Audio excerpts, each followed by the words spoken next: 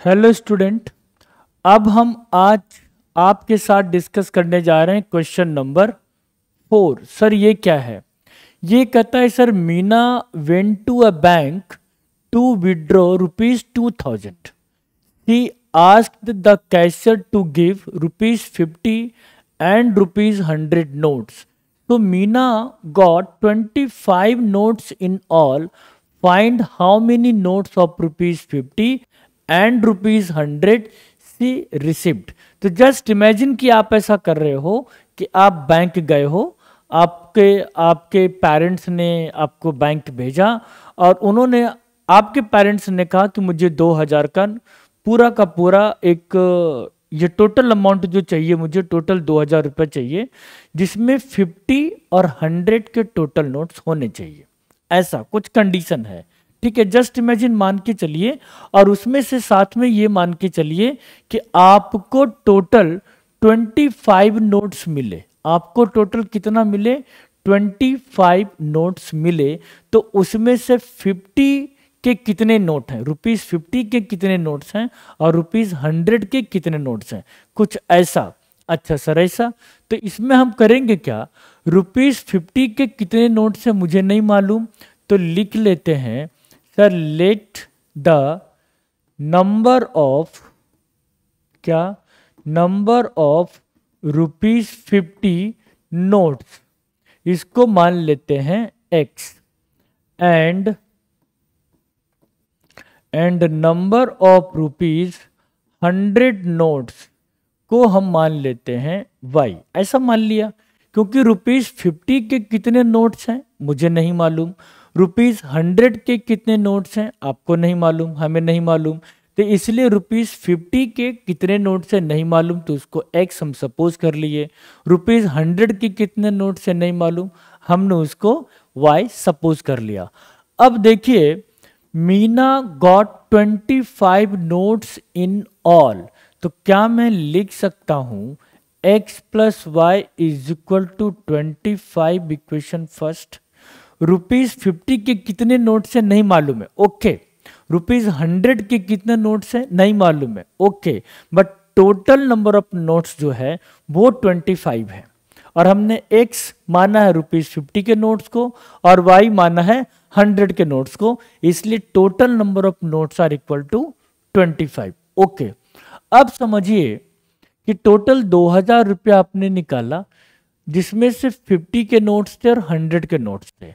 तो ध्यान से सोचिए 50 के कितने नोट्स हैं नहीं मालूम, 50 के कितने नोट्स हैं नहीं मालूम, 100 के कितने नोट्स हैं नहीं मालूम, लेकिन जब 50 के टोटल नोट्स और 100 के टोटल नोट्स को हम अगर ऐड करें तो टोटल 2000 रुपया आपने विड्रॉ करा फ्रॉम योर बैंक। 50x का क्या मतलब है? कई बार बच्चे यहां पर कंफ्यूज होते हैं। समझिए अगर 50 के 2 नोट्स होते तो टोटल आपके कितने हो गए? 100 रुपीज। अगर 50 के 10 नोट्स होते तो टोटल कितने हो गए? 500 रुपीज। अगर 50 के 20 नोट्स होते तो कितने हो जाते? 1000 रुपीज। अब यहां पर ये जो 2 है, ये जो 10 है, ये जो 20 है, यहां पर मुझे मालूम है, बट इस क्वेश्चन में 50 के कितने नोट से नहीं मालूम, हमने इसी को x मान लिया, इसी को x मान लिया, इसी को x मान लिया। यही x यहां पे दिख रहा है 50x। अब मुझे लगता है कि आप तक मैं पहुंच चुका हूं, आपको मेरी बात समझ में आ चुकी है। हाँ सर समझ में तो सर आ गया, तो आगे चले जी। हाँ चलिए ना सर चलते हैं। अब करना क्या है, इसको थोड़ा और सिंप्लीफाई करो। 50 कॉमन ले लो तो x plus 2y is equal to 2000। Okay, तो x plus 2y is equal to कितना? 40। ये हो गया इक्वेशन सेकंड। अब इसमें एलिमिनेशन मेथड है, ठीक। तो अब क्या करेंगे, लिखेंगे from equation first and second. Equation first and second में क्या लिखेंगे? सबसे पहले कि x plus 2y is equal to 40। हाँ सर, और उसके बाद x plus Y is equal to 25, ठीक है। अब क्या, sign change sign change sign change cancel, sorry 2y minus Y तो हो जाएगा ये y, 40 माइनस 25 हो जाएगा 15। सर y की वैल्यू कितनी आई, 15 आई, उसको बाद में देखेंगे कि y क्या है। तो पहले क्या करेंगे, put y in equation first. Equation first क्या है, x plus Y is equal to 25, x plus 15 is equal to 25, x is equal to 25 minus 15, x equal to 10। अब सर x की वैल्यू टोटल 10 आ गई। जस्ट पानी P लेता हूं, 1 minute.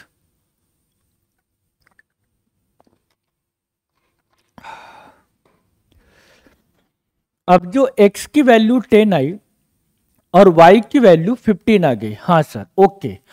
अब यहां पर सोचो, अब सोचो कि x हमने क्या माना था, 50 माना था, तो लिखेंगे तो टोटल नंबर ऑफ ₹50 नोट्स कितना, x माना था 10, तो ये 10 नोट्स, कितने, 10 नोट्स। एंड क्या, टोटल नंबर ऑफ ₹100 नोट्स, तो ये क्या हो जाएगा, 100 नोट्स को हमने क्या सपोज करा था y, तो y आया 15, तो लिखेंगे 15 नोट्स। अब यहां पर आप चाहें तो क्रॉस वेरीफाई कर सकते हैं। कैसे, टोटल 2000 रुपया होना चाहिए। अब 50 के 10 नोट्स, इसका मतलब 500 रुपीज, और 100 के 15 नोट्स, इसका मतलब 1500 रुपीज। क्या टोटल काउंट करके देखिए 2000 नहीं आ रहा। मतलब ऐसे काफी सारे क्वेश्चंस हैं जहां पे आप खुद आंसर बना करके क्रॉस वेरीफाई कर सकते हैं कि आपने जो आंसर अटेम्प्ट करा है वो आंसर गलत है या सही है। मेरा पॉइंट सिंपल ये है। तो ये अभी हमने जो इंपॉर्टेंट क्वेश्चन है 4th पार्ट, ये पार्ट भी हमने आपके साथ डिस्कस कर लिया। Thank you.